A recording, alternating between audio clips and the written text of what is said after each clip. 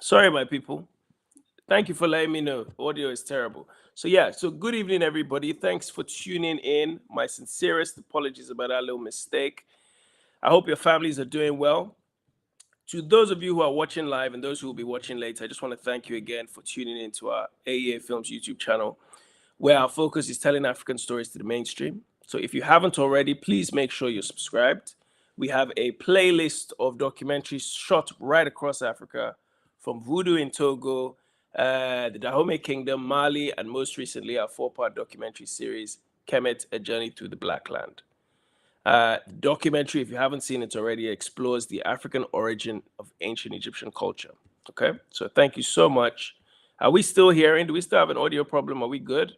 Give me a 1 if you can hear. Give me a 1 if you can hear. Give me a 1. Hear. Give me ones. Can you guys hear me?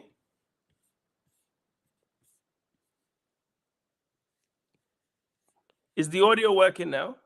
Yes, no? What is going on? What is going on?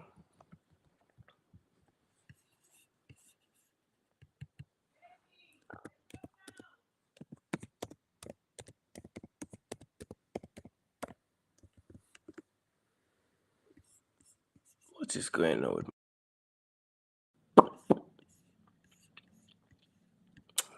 Okay, Galactic Soul. Thank you. Galactic Soul is awake. Okay, thank you, my sister.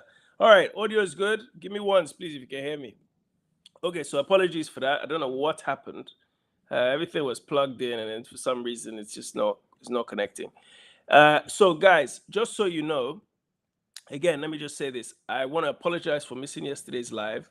I'm in the process of doing some traveling, so things have been a little bit hectic for me. So I will start to so the show that was supposed to be yesterday, we're going to do tomorrow. Of course, I wanted to talk about for those of you who are aware of this our incident going on with the Super Eagles, the Nigerian football team. I just wanted to just weigh in on it a little bit. I was hoping to have a guest on, but I don't think he will make it. He says it's too dark where he is, and he doesn't really. I guess he doesn't feel comfortable doing it as it is. So I'm going to just share some of my thoughts. Okay, just share some of my thoughts regarding this whole incident with Super Eagles. And I've called today's topic. It won't be very long, but I've called it "How Nigeria Treats Its Own." By own, I mean its citizens, the people that are from this country, and so on. Now, by now, if you are not living under a rock, I'm sure you're aware of the saga which took place in Libya over the last 48 hours. I think it concluded yesterday morning, where the Super Eagles, which is the Nigerian men's football team, was due to arrive in the city of Benghazi, that's in Libya, for a return leg fixture between the two sides for the Morocco 2025 African Nations Cup. So this was a qualifier.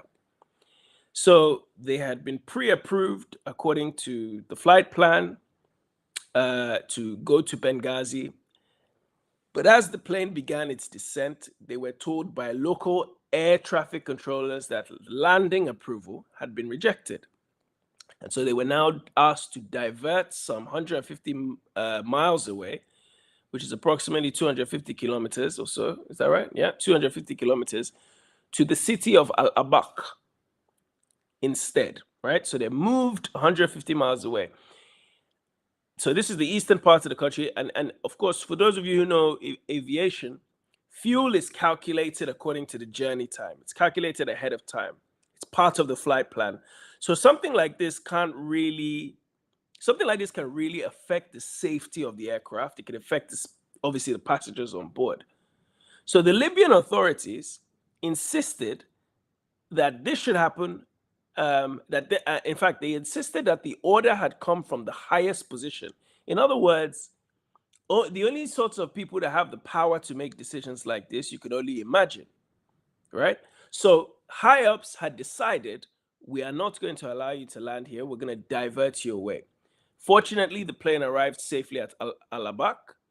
And of course, this is not up for dispute, by the way, because aviation is all about, check-in, cross-checking. For if there's anybody who's ever had a flight in Nigeria delayed, you know that it's usually because somebody hasn't signed a piece of paper. So there's so much checking and double checking because of the obvious risk. So the airport they arrived in was a domestic style airport, okay? Like these smaller airports.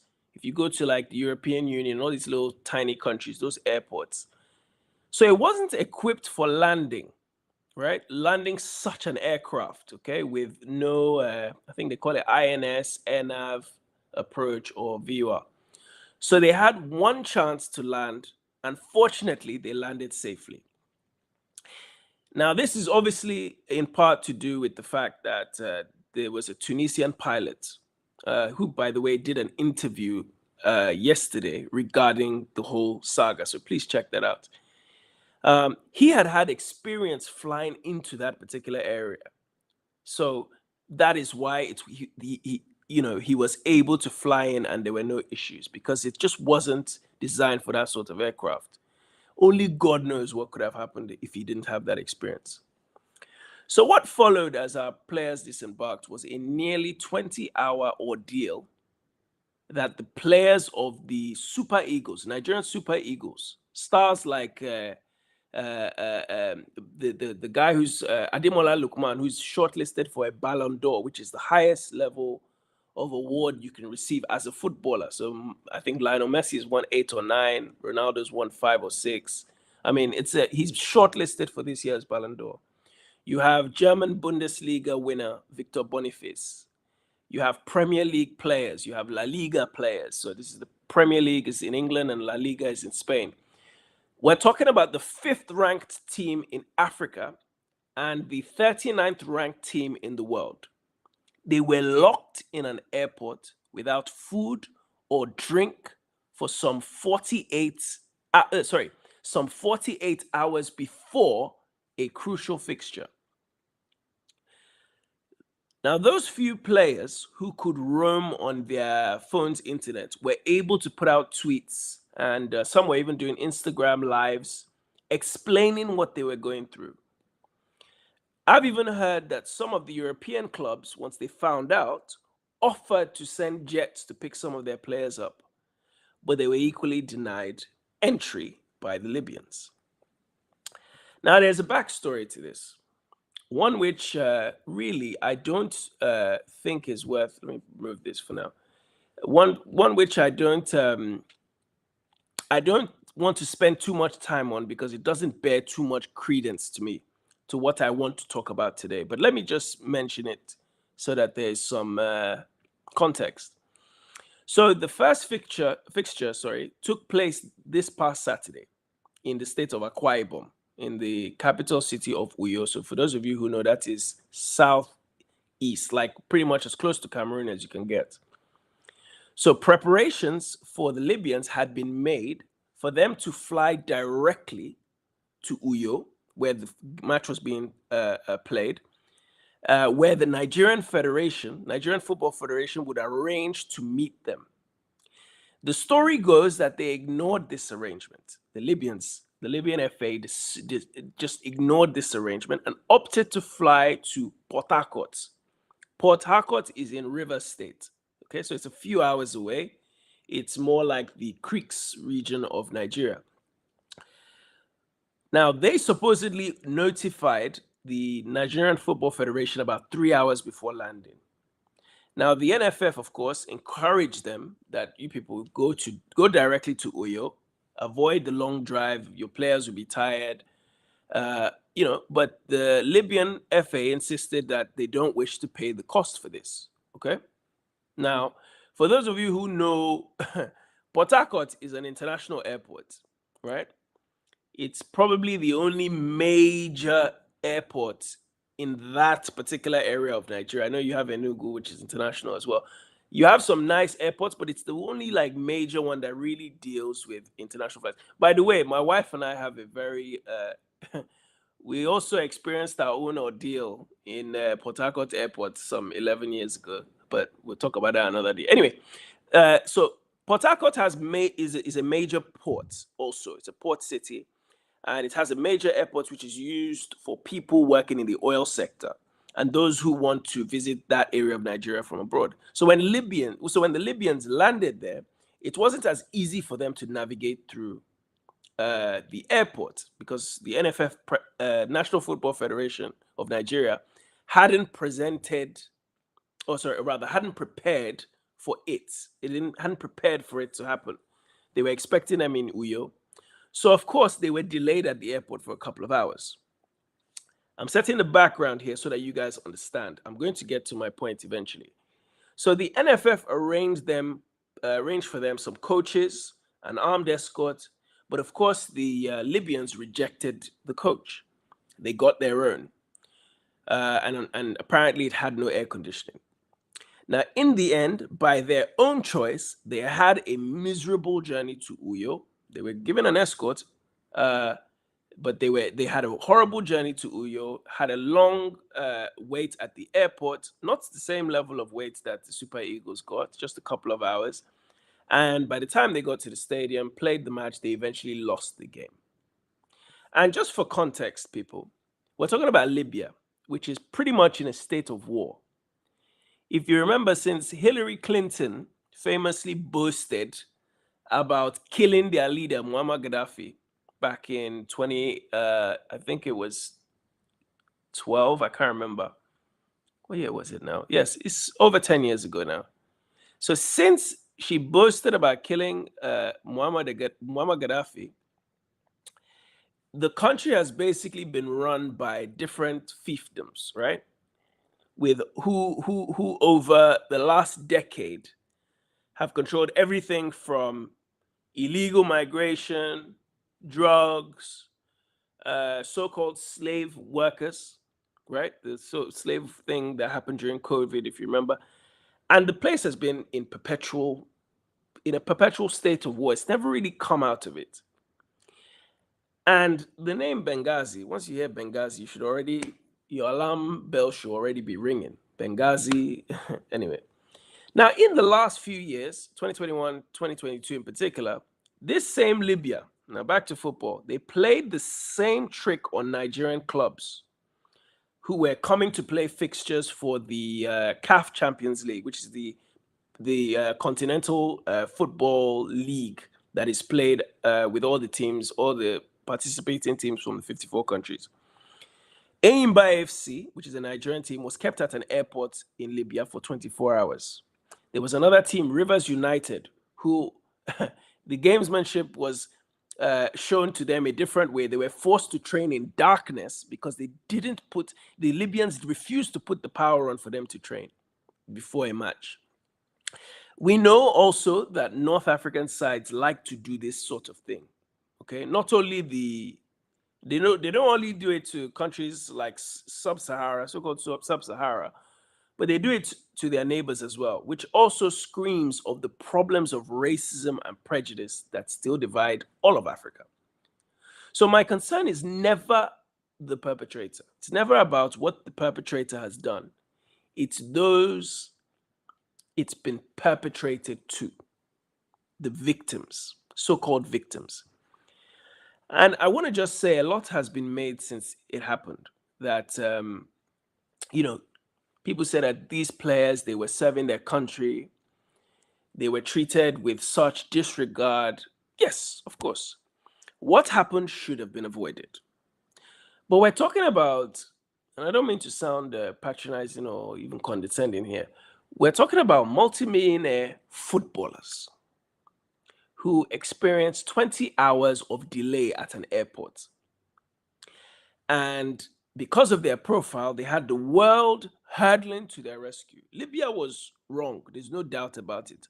But I want to speak today about Nigeria and its government, because such things tend to happen to Nigeria, the so-called giants of Africa. You see, Libya only played the last fixture they played at home, I believe, was to Rwanda about a month ago, the 4th of September. They also played against Cameroon a few months before that, but they played against Rwanda, which is the other team in our group. So it's Nigeria, Rwanda, Benin, and Libya. Now, they didn't do what they did to Nigeria to Rwanda. Granted, the context of the first leg being different, they didn't have the same context, but I don't believe that was the main motivator. I don't believe what happened to them in Lagos was the main motivator for what they did. They did it to Nigeria because they know Nigeria doesn't value its people. And I know I might get some flack for this, but I really don't think that this is worth the conversation that people are having where they're saying, oh, we need to fact check. We need to fact check. I think everybody knows what Nigeria is. But let me just, if you don't mind, let me segue now to another group of individuals who serve Nigeria. And, they serve Nigeria. This group of individuals, they serve Nigeria not by kicking a ball. They also travel the continent, even the world, not just to defend Nigeria's interests, but to keep the peace all over Africa, all over the world. They are a group who doesn't get paid millions. And unlike the Super Eagles, they actually risk their lives for very little or no reward sometimes. I'm talking about the Nigerian army. Now, throughout this whole ordeal, so-called ordeal, we've seen how the press has cried and lamented over this incident, which I repeat should not have happened. I'm not condoning it. But I don't ever see them do as other countries do when they talk about the struggle that the men and women of our army are undergoing currently as they keep the peace in northern Nigeria, Sambisa Forest going into Niger, and really all over the world. Even despite the fact that these were high profile footballers, it still happens to them because their country only values them a little more than the people, a little more than the army.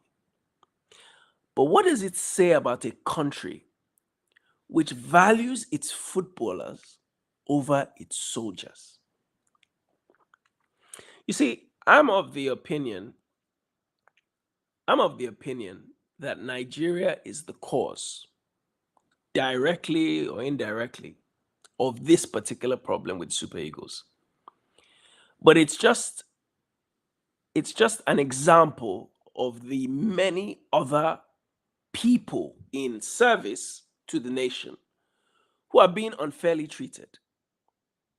Let's not forget the many stories from the Olympics. This past Olympics, the Rio Olympics in 2016, Paris Olympics Japan Olympics in 2020, and then most recently in Paris 2024. We had a situation where, and let me just show you so you can just be clear on what exactly is going on. You had a situation where cyclists representing Nigeria did not have bicycles to use. Just think about that. I'm coming to compete for Nigeria in the cycling category. They didn't provide me the bike that I need. You have athletes that didn't have uniforms to compete in their finals. They didn't have places to sleep in the Olympic Village. All because of mismanagement. You see, the fact that this keeps happening to Nigerian athletes, whether it's in Libya or Paris or wherever in the world it could be, is indicative of the fact that its government, Nigeria's government, has failed the people and destroyed its reputation around the world, to the point where others feel that they can treat us anyhow, because they know the government in Aso Rock will not do any better. So we are not a proactive nation. In fact, we are reactive, and badly reactive for that matter. We knew the Libyans have a history of being annoying, yet we did nothing to preempt or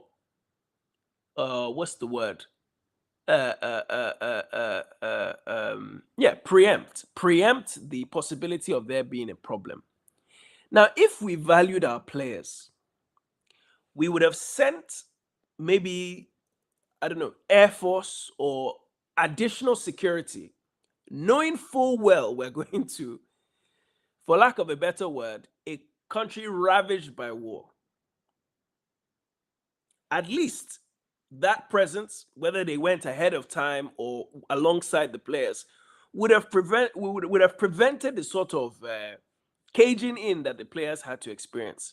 They should have also done this for the club sides who had gone there in the past and were made to sleep at the airport. I mean, I was reading something. I remember TD Jakes went to House on the Rock Church I think he was coming to do an event in House on the Rock, which is the big church in Lagos. Let's not go into that, but he went to this House on the Rock church. But his security team, his intelligence team, went in ahead of time to check and recheck. Basically, do their reconnaissance of the area, what the crowd would be like, before giving their all clear to TD Jakes. TD Jakes, we're not saying President TD Jakes, we're talking of Pastor TD Jakes. And not to defend Libya. I'm not trying to defend Libya here. But Libya doesn't trust Nigeria.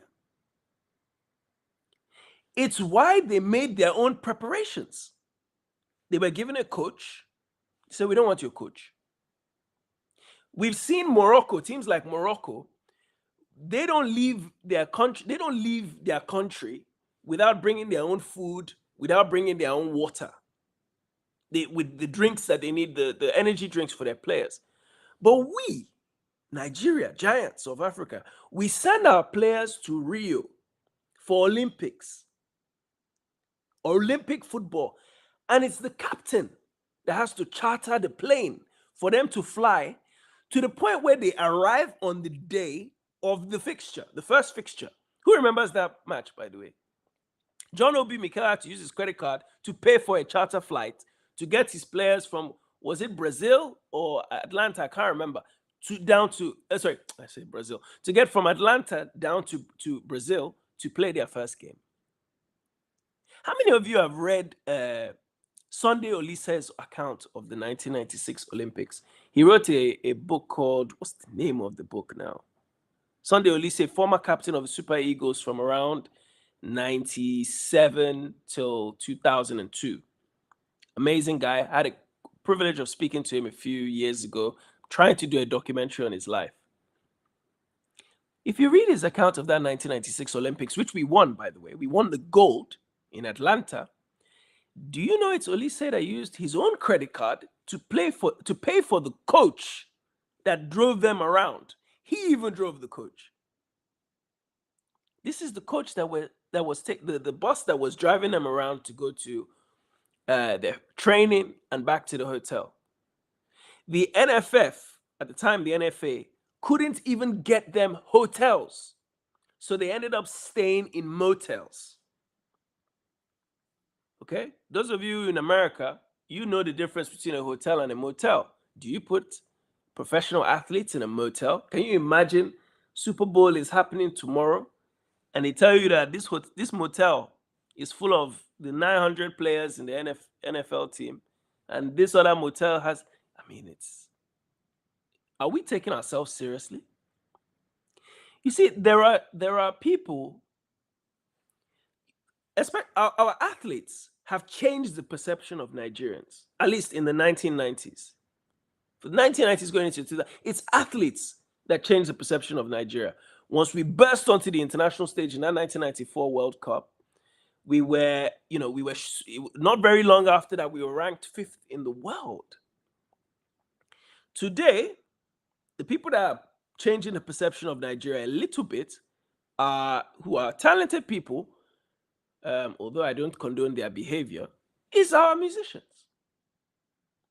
Again, I don't condone how they behave, on the way they act, and they're like oriented to the position they're oriented to, but they are changing the perception of Nigeria.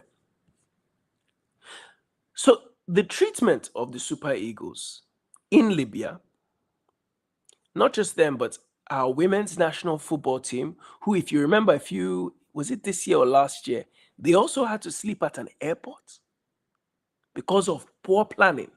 Imagine. But this problem that our players are experiencing is the same reason why Alan Onyema of Air Peace has been given all this stress since he launched his flight from London Gatwick to Lagos. You see, if you are not valued at home,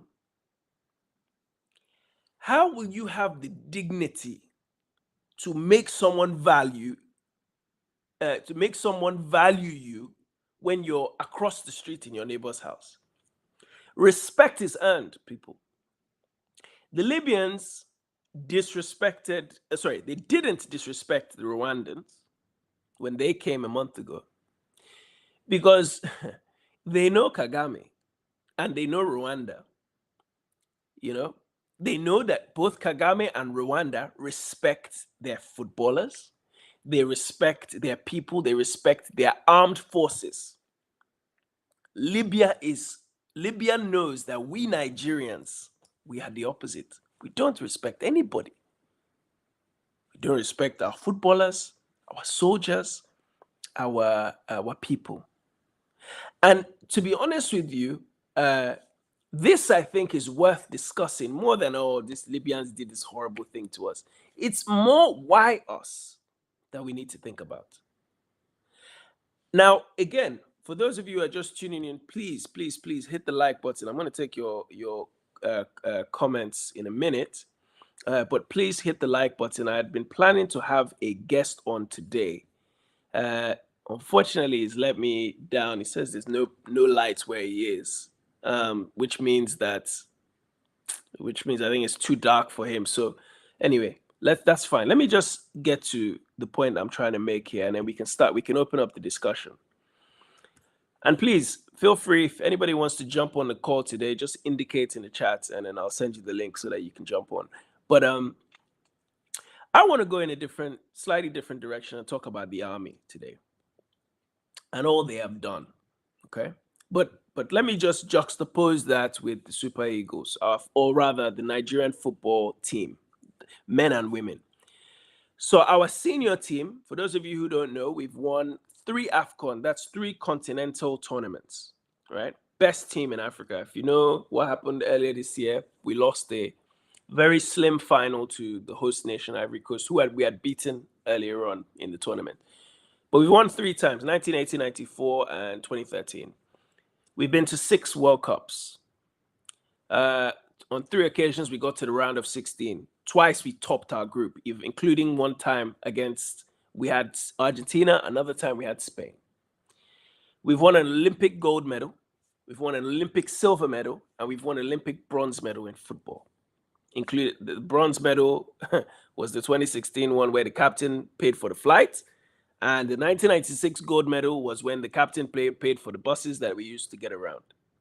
Our youth team, men's youth team, under 17, and let's not lie, I'm sure there's some skepticism about some of their ages, but let's just assume they're under 17.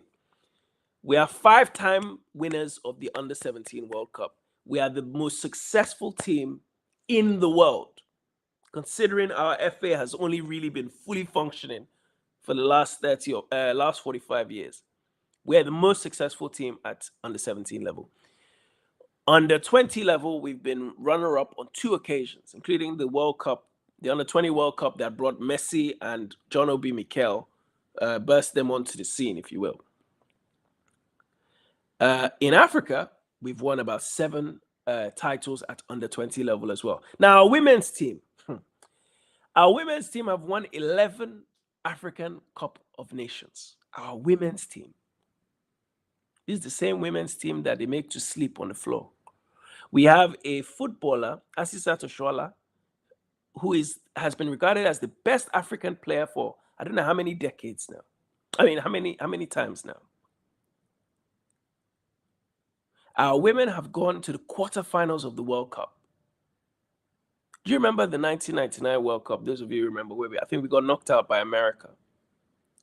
So what I'm getting at here is Nigeria is a powerhouse in Africa at all age levels and for all genders. Yet our country can still allow our athletes to be disrespected on this level. Let's come to the army. You see, Nigeria's army, and I talk about Nigeria's army, for God's sake, I think the series we just completed a couple of weeks ago, a lot of it had to do with Nigeria's army. We've been commended worldwide for our peacekeeping efforts, particularly within Africa. If you look at some of our contributions, we're talking about the United Nations missions, right? We have participated in at least 40 missions for the UN, 40. We talked about the 1961, the Congo crisis, which is where Ojukwu, Ironsi, and all these people served. Ironsi, our second head of state, who was killed within 6 months, was one of the leaders. I think he gained a commission there where he led a particular, I think the Nigerian troops over there. We have Liberia, which is probably the most notable. Sierra Leone, Darfur. In fact, my guest who I was going to bring on served in Darfur. I would have loved for him to talk about it here, but that's fine. And in all of them, we have been praised for our leadership.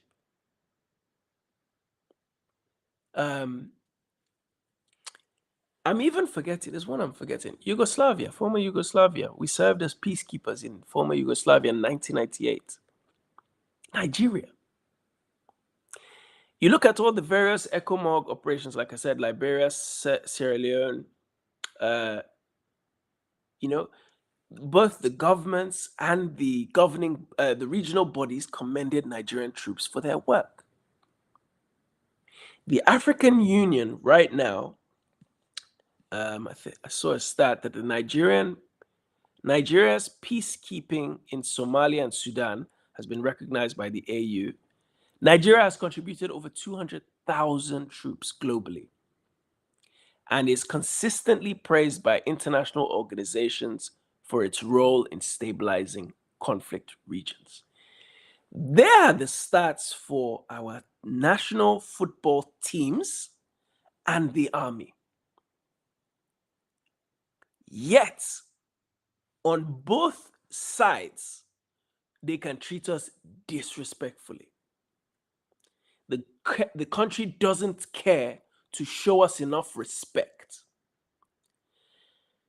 Now, I'm going to take some of your comments and then I want to just drift off and discuss a few things here.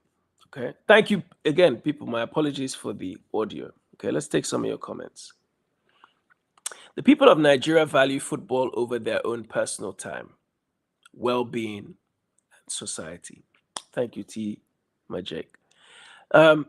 I want to say something about this too. You see, I'm more concerned. I'm more concerned about why we as a country are so oriented to everything outside that everything inside we disregard. It's concerning for me because I think who was it that was on the show a few weeks back? Festus, yeah. Shout out to Festus. We were talking about something that I think he said something along the lines of, we know more about Man U and Liverpool than our history. So that in itself is a problem. You see what is going on with our leagues. When I was a boy, our leagues were exciting. All the best players that eventually ended up in the Super Eagles came from our national leagues. This is before everybody started going abroad. And now we have a situation where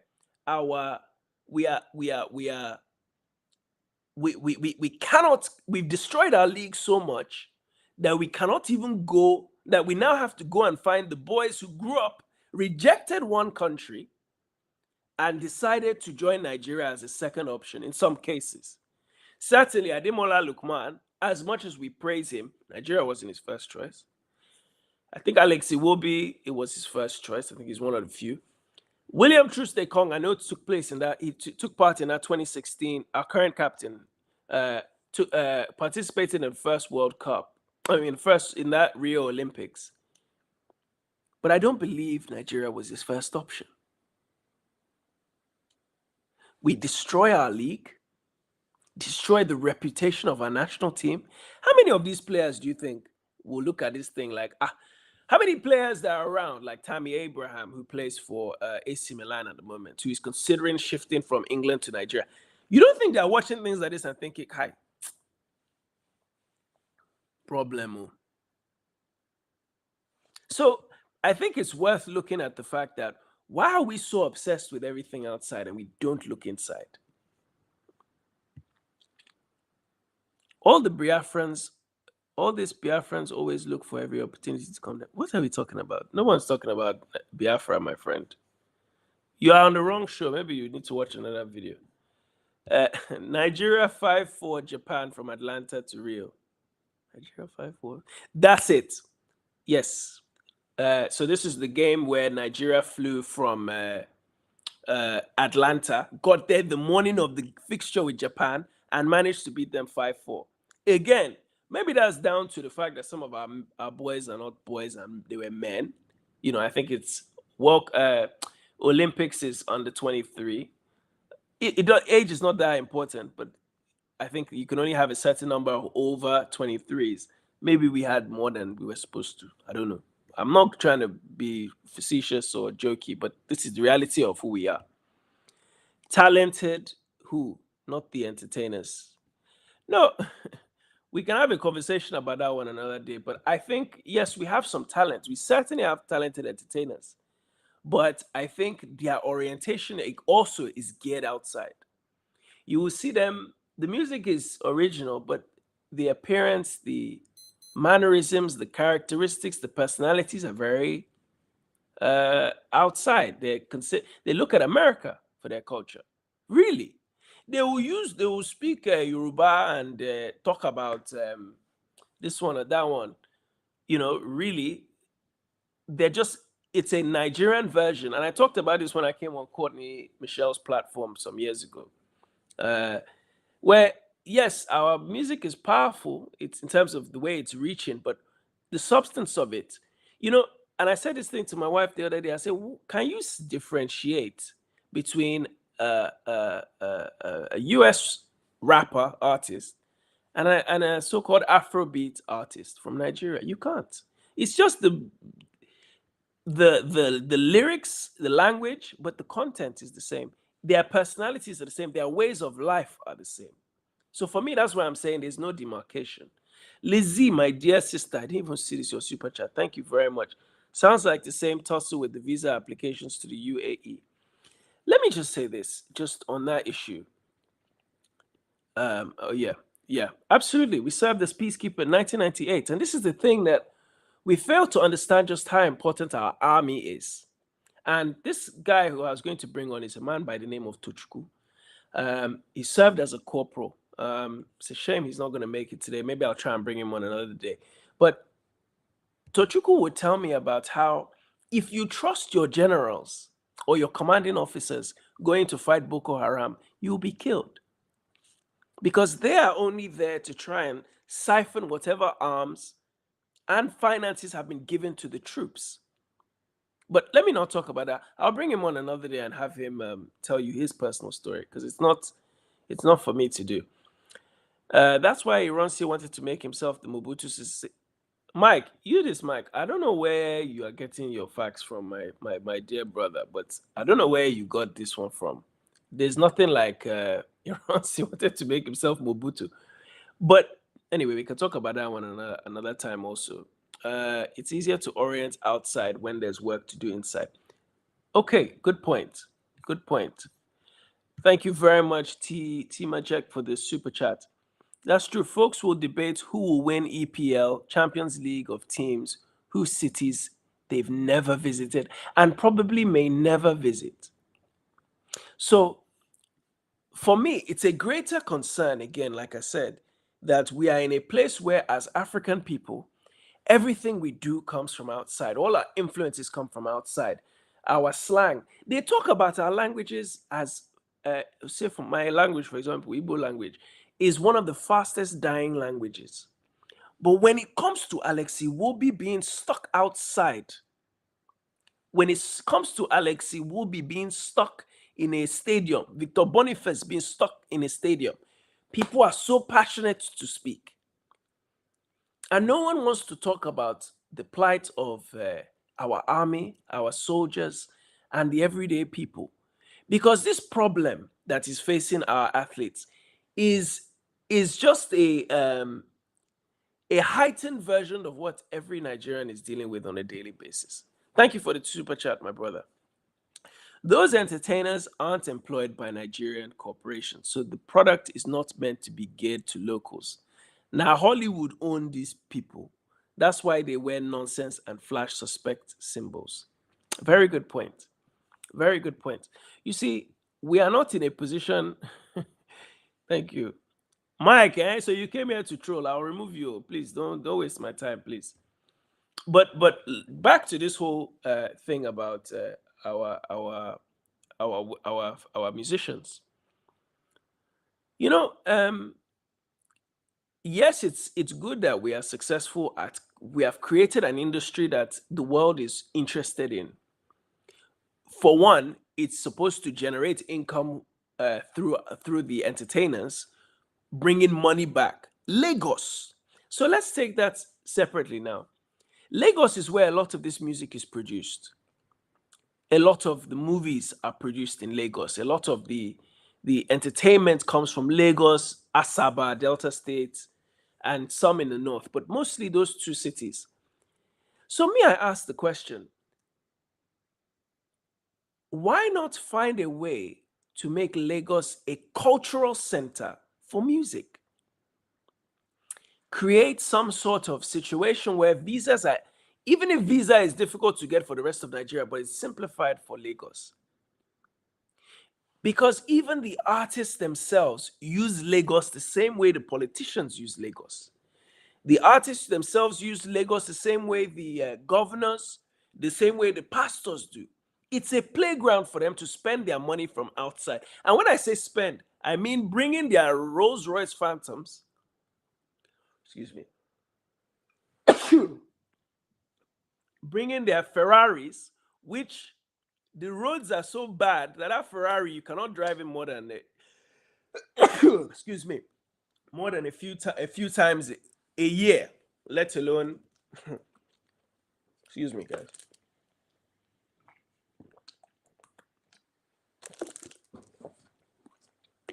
And of course, they'll be given all sorts of national awards, commendations, prizes, and so on for winning awards outside. Okay. Anyway, let's stick to football. Those incidents. Okay, we've read that one. Okay. Okay. Okay, I didn't even know. Okay, thank you very much for that information. Let me just show you. I wanted to go through some slides quickly before I wrap up, because I think this conversation, I just think we need to look at it from a different angle. Okay. So these are the images that we saw in the early hours of yesterday. This is Ademola Lookman, very comfortably sleeping at the airport. Now, Ademola Lookman is a player that plays for Atalanta. He scored a fantastic goals to win the what they call the Europa. Is it Europa League? What they call it these days? Europa League in the summer. So he's obviously this picture sends shockwaves around the world. These are the players. These are the players as they were going through their. You can see the Libyan officials on the left, completely clueless themselves. They don't get it. They don't get why are they keeping it, but they have to be loyal to their Oga at the top. Then we have this image, of course, which is where the fighting started. They were eventually, after 24 hours, nearly 24 hours, they were eventually given permission to fly back to Nigeria after the coach, the captain decided we're not going to play the game. And this is our dear cyclist. This bike that you're seeing her using here, this bike that this woman is using here was donated to her by the Germans because her own country failed to provide her with a bike. Can you imagine? Can you imagine a country where we have 4 years to plan for a cycle of Olympics? 4 years. 1, 2, 3, 4. And on the eve of those Olympics, you release the funds for these people to start training. On the eve, I'm talking of, in some cases, weeks before. Me, I'm a very big fan of athletics. I watch athletics. Can you imagine an athlete who has to, let's say you're a track and field athlete, sorry. You have the indoor season during the winter. You have to go and compete to get in shape. Then you have the Diamond League circuit where you go and compete, Oregon, Monaco, all these different places to get yourself ready for that August, September time where you go to the Olympics. So you need to be training round the clock. And of course, we all know the best places to train happen to be in America and Europe. And the best tracks and the best competition is there. But we wait for weeks before to release the funds for our athletes to go and train. There was even an issue at this last Olympics where They had two different uniforms. They didn't calculate everything well. They give them two different uniforms. So people didn't know. Maybe they were making up for the 2020 Olympics in Japan, which, if you remember, you had where is that image? Do you remember this image? Do you remember this guy, the bodybuilder, who got to the finals and he went to the sink to wash his uniform because he didn't have another one? This is our Nigeria. This is our Nigeria. He had to go with soap and in fact, not even what they call the soap area. What they call is our soap again. Not a bar of soap, with maybe a hand wash to wash his uniform. So he'll be ready for the final the next day. This is our country. This is an image of John Obi Mikel with his bronze medal. My brother, you should get that bronze medal around your neck because you earned it, literally. This man had to use his credit card to pay for the charter flight from Atlanta. And Nigerians still won a medal. Can you imagine what Nigeria could achieve if they were organized? Leave politics aside. Let's just talk sports. Don't forget, this is the same country where we won the 1994 African Nations Cup, fifth best team in Africa, in the world at that time. We were about going to the 1996 African Nations Cup. Bags are packed. They are on. I think they were on the tarmac, about to get on the plane. Abacha calls everybody and says, "We are not flying. Why? I want to boycott this South African Olympics." Who won the Olympics? I said South African Nations Cup. South Africa ended up winning. Nowhere near Nigeria's level. The following 2 years, Burkina Faso 1998, Nigeria had the opportunity to go there with our, what they call the dream team, the team that just won the Olympics, plus the 1994 set. Go to 1998, Burkina Faso, go and do something powerful. Nigeria ended up being stopped from going because of Ken Saro-Wiwa, because of politics. We go to 2000, host it, go to the final, of course, lost to Cameroon.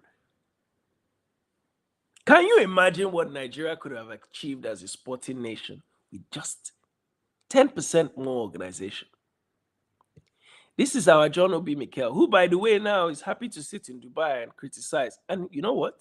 You can't blame him. So this is the dream team. Sunday Ogochukwu Olise is the one on the right side of the coach, Joe Bonfre. Then you have Aloy Agu, who is the other man that's carrying the coach there. Aloy Agu, don't forget, had a very bad car accident. I'm still hearing interviews of this man saying, I didn't really get much from Nigeria for the car accident. They were coming back after a celebration and he got into a car accident in Lagos.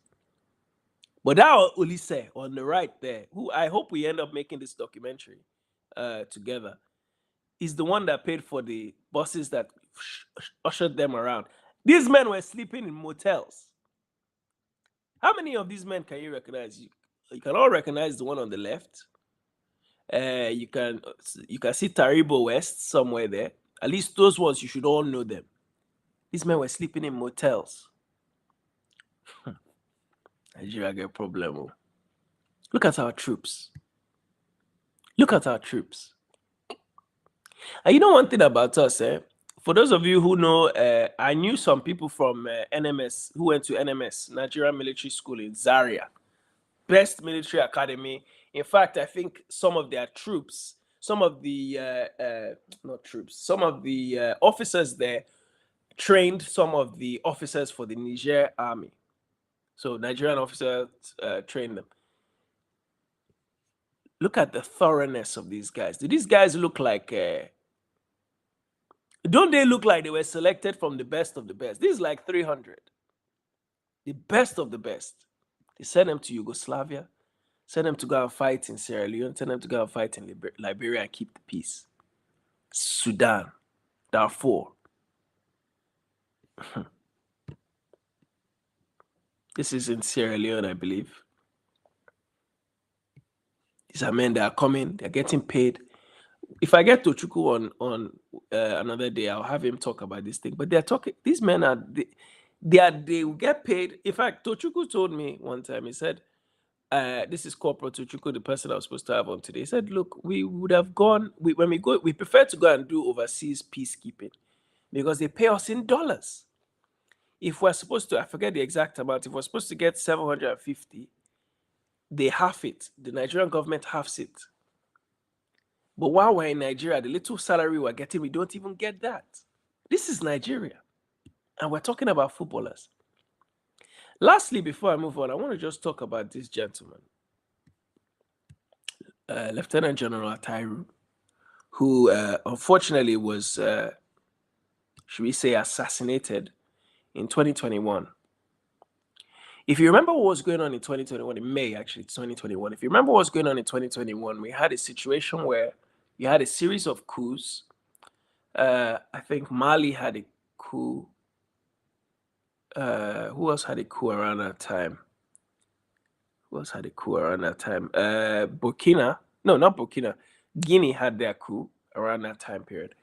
And this Lieutenant General Atairu, you could feel that there was the wind of coups was coming. Obviously, but it really manifested itself in 2022, 2023, where the military was taking over. But this man was somebody who many people felt if there was supposed to be any kind of coup in Nigeria, this is a man that could control the army in such a way.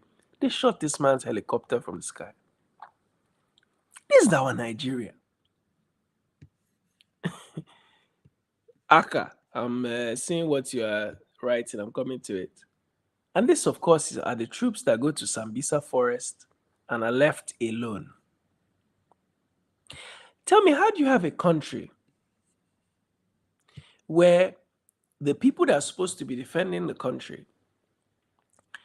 are being left in the airports if they play football, and the ones who are the ones who are representing the country are being left in the airport, and the ones who are defending the country are being left to their own devices? AK-47 in 2020 or 2022 at the time.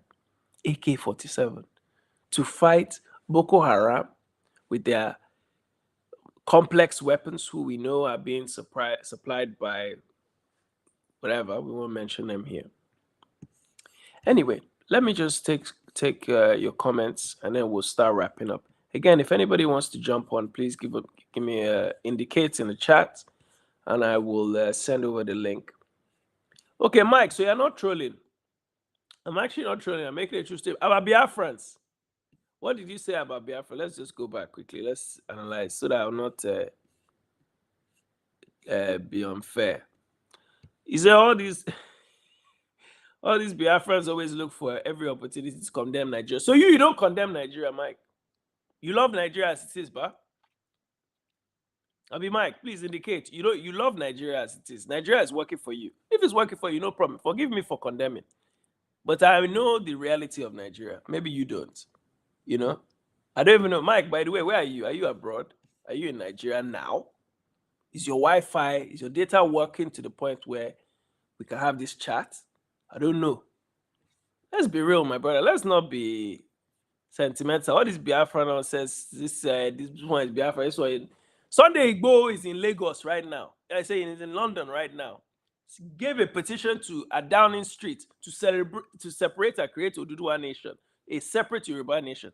Right now, is that Biafran agitation or is that Yoruba agitation? So-called Yoruba agitation. My brother, let's be real about this thing. Aka, my brother, one name. Nigeria is not a real country, unfortunately, just a space. A space will millions condemn to misery. Nigeria will embarrass you. Not even one more. I'm telling you, my brother. Much respect to the athletes. Through it all, they perform and represent. And that's what they call the so-called Nigerian spirit. If there's anything that we Nigerians have adopted as a unified culture, if you want to call us, and for me, I always say, Nigeria is the country we have now. If we break off, so be it. But for now, the only thing that we call Nigerian culture is a suffer culture. Can you imagine a country that is known for resilience? Is that what you want for your culture? For your country, sorry? Our culture is resilient. In other words, it go better. That's what everybody is thinking. People are hoping and praying, still paying tithes. Okay, maybe they're not paying it as much as before because you don't have money, but people are just like, my day is coming, our day is coming, things will improve. That is the uniform culture. When you go to America, the way they sing their anthem, the way Americans sing their national anthem, you think the heavens will fall. When you hear Portuguese, I watch the Portuguese speaking during their national anthem at football matches. They sing, I don't know what they're saying, but man, that thing sounds powerful. Nigeria, we don't even know which anthem we are singing. Can you imagine a president comes in, first order of business, not minister, who is my minister, not let's end it, let's change the anthem. Can you imagine? What's this level of madness? What's it? Nnamdi Kanu calls Nigeria a zoo. And I remember when Goodluck Jonathan was president, they said he was an animal, he trained to be an animal doctor, a vet or something. I can't remember. He studied vet. And at the time, the joke was, he's good. You are a man that is qualified to preside over animals. But what he showed was the degree goes safe. If he was allowed to treat animals, those animals would die. If based on the results of him being president, this is an animal doctor. Imagine you gave him one dog now that had leg problem. That dog would die of cancer. That's the level of uselessness we have in our country, where people with book. How many men and women from that his government came and they proved that their degrees were fake? Do you remember Stella Odwa, who had those? What did she buy? She bought like three. Is it three? I don't even know how much the currency has been so devalued. I can't remember how much it was at the time. 3 bulletproof cars for what? We had.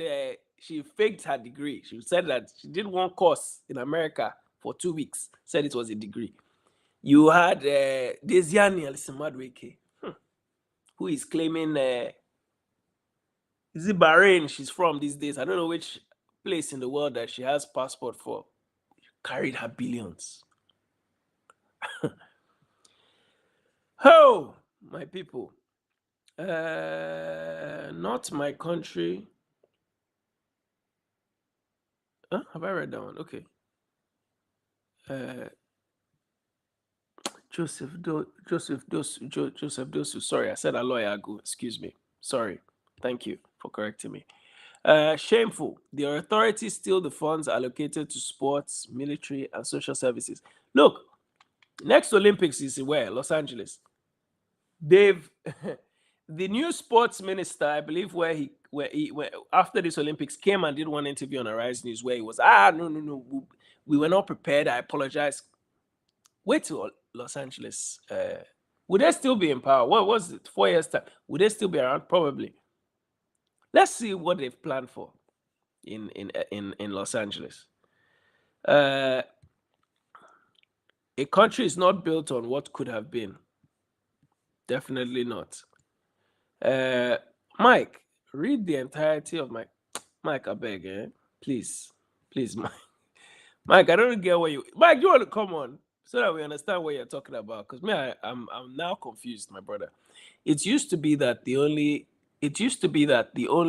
United Nigerians were 2, now only 1, and not even a good one. Please elaborate, Aka. I don't. It used to be that the only thing that united. No, okay. Please elaborate, I beg, my brother. I didn't understand. Football used to unite Nigeria until Tinubu anti-Igbo hatred. Then they began to call the Super Eagles Super. I've never heard this, by the way. Is that what they're calling it? I didn't know. You see the stupidity of this thing is, if you look at the geography of our Super Eagles, it's made up of a bunch of boys from Benin. Obviously a few Igbo boys, not as much as they used to be back in the early 2000s and the 90s. but Eastern boys, they are there.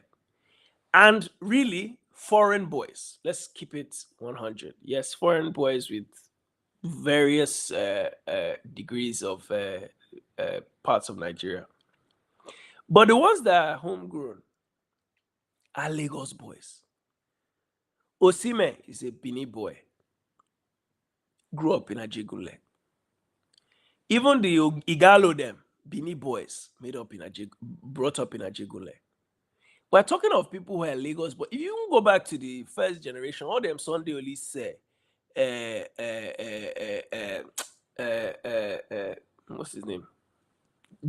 Joe Dosu, like I just Dosu Joseph. All the various players that we had at that time period, they were Lagos boys. Yes, they were from their families were from this. So even this whole state of origin thing, it's meaningless. Which part of the world still operates a state of origin thing? Unless they're trying to create a situation where genocide is the end product. So please, let's stop deceiving ourselves. Nigeria is not working. We know that.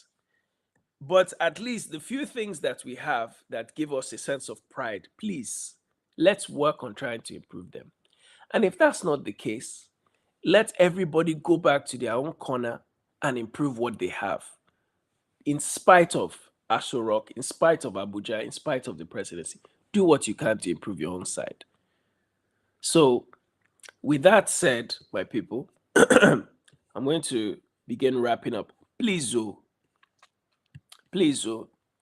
start liking the video before you leave, because when they lost their games last time by Okocha's nephew, they became the Super Igbos. Okay, this useless. So Alex Iwobi is the nephew of I think he's the son of JJ's senior sister. In other words, his nephew.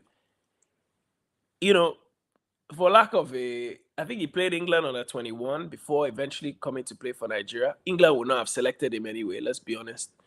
And I think he had a poor game over the first match against Libya. So let's just wrap up and talk about what possible solutions will occur before we move on. So let me take the last couple of comments. Now, location money makes state of origin matter before front, be front and center.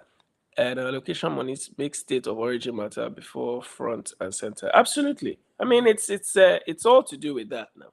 When they told Igbo people go and vote, leave Lagos, go and vote in the east. Can you imagine? Anyway, everyone should go their own way and leave Nigeria. My brother, you're preaching to the converted. Okay, so let's just quickly wrap up talking about this situation. So, yes, I've even heard Libya just now. I think the spokesperson for the Nigerian football team, Super Eagles, did an interview on, I think, TVC just before I started. So it was probably going on around the same time. He said that the Libyans have also approached CAF, which is the central body that governs football in Africa, run by Motsepe, who is from, is he South African or Zimbabwean? I can't remember, but he's South African, sorry. They've approached them and said they want to also sue Nigeria. I would argue they have a case.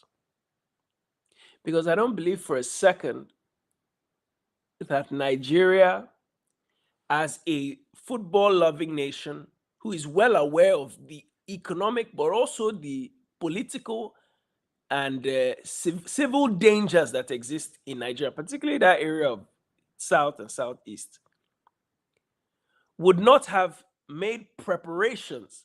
I mean, just think about it. Somebody's coming to your house. You've given them a plan. This is what they are saying. This is what, according to what they said, they've given them these plans. They ignored them. Can you imagine? Imagine I send you email. You're coming to my house. I send you a text. You're coming to my house. You've not responded to me. I've not chased you to find out what time are you coming. So 3 hours as you are on the road, on the motorway, you're calling me and say, hey, I'm coming. I'll be there in 3 hours. Like, no, go to this other place. No, I'm not going. I'm coming here. Can you imagine somebody entering your house just telling you where they are flying to? Look at what these people did to us. Our plane is beginning our descent. We've done all the Sahara, past Sahara, past all the people that are trekking. We're about to land in Benghazi, making your descent. They say no, detour, 150 miles away. But our people can enter our airspace. We tell them, no, you're going to Uyo. They say, no, astaghfirullah. We're not going to Uyo, we're going to Port Harcourt. Can you imagine somebody telling you that? I'm not saying the Libyans are right or wrong, but when your house is poorly organized, you leave the door open for somebody to mistreat you. If you leave your door open, village door, you know village now, you have loose animals walking around those days, and I don't know about that. Animals walking around, people's chickens, whatever. The day somebody's pet or animal goes into your house, your neighbor will accuse you of being a thief. And nobody wants to be accused of being a thief. So what do you end up doing? You lock your door. Just like the Libyans locked the door on our players, locked us out of Benghazi. So Libya wants to sue Nigeria. They probably have a case. I'm sorry. Of course, our case is obviously grotesque because of what they did to our players and so on. Certainly. And I think they will lose the points that they would have got from that fixture. I still have a reason to believe that NFF is not switched on enough. We'll probably get to the day when we're supposed to, I don't know, the date, maybe we're supposed to go to the court and argue our case, and only the Libyan will show up and our own lawyer will not show up. You know, this is Nigeria. Oh, Nigeria is capable of anything, please. We missed the court case, and now maybe it will shock you. We will lose the 3 points. It will shock you. Nothing surprises me with Nigeria. In fact, bank on Nigeria to be Nigeria.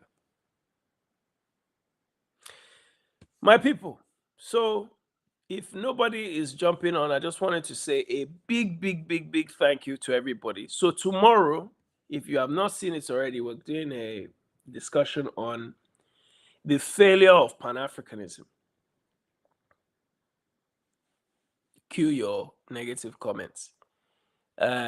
We'll talk about that. That will be on tomorrow. So that will be more of a slide piece. And again, I always stress this. These are discussions that I have out of an interest. I start the discussion, but I need you guys to join in. It's okay if you want to make comments and stuff like that, but always, please, if you're interested, be available to tune in. I'll make the link available tomorrow after I finish the presentation. But in the meantime, Bikono, please like this video. If you're not subscribed already, brother Mike, Egbon, please, if you are, please subscribe so that we can have more chats. Mike and Tima Jack, thank you. Lizzie, my sister, good to see you. Aka, one, I greet you. Black Liren, I greet you. Ada J3, Natural Glow, Galactic Soul, good to see you. Thank you very much for tuning in. Have I missed anybody? All right, people. Thank you so much. I'm gonna leave you. Thank you again for tuning in. We'll catch